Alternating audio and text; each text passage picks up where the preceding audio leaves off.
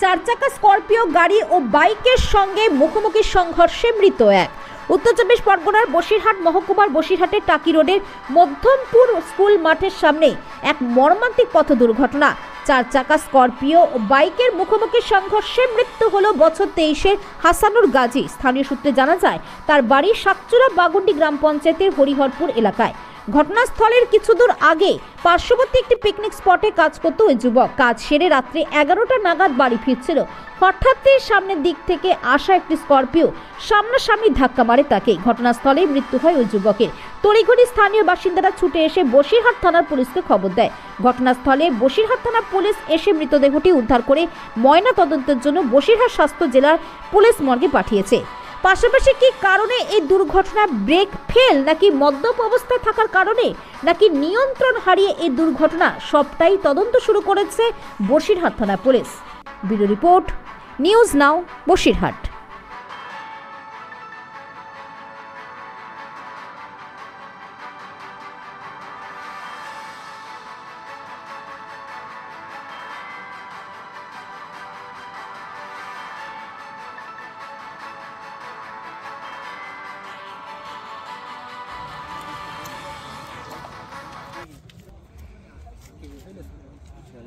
কোনটা লেটা কাকা এটা আপনি সাকচু ঠাকুরের লোক দিবা তুই ঠাকুরের লোক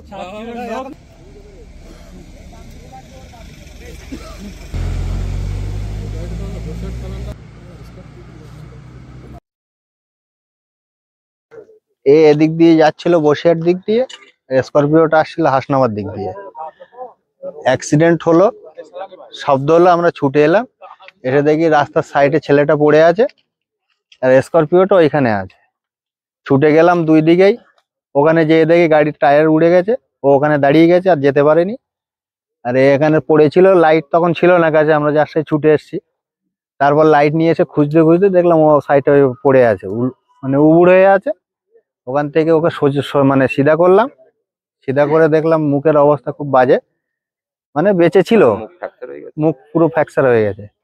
মানে ও বেঁচে ছিল, মানে ওই মিনিট 3 মতো বেঁচে ছিল, তারপরে মারা গেছে। কিভাবে হলো দুর্ঘটনা? এখন গতিটা তো কার কিভাবে ছিল বলতে পারবো না, আওয়াজ হলো তারপরে তো বাড়ির থেকে বার হলাম। ছেলেটার বাড়ি কোথায় জানেন?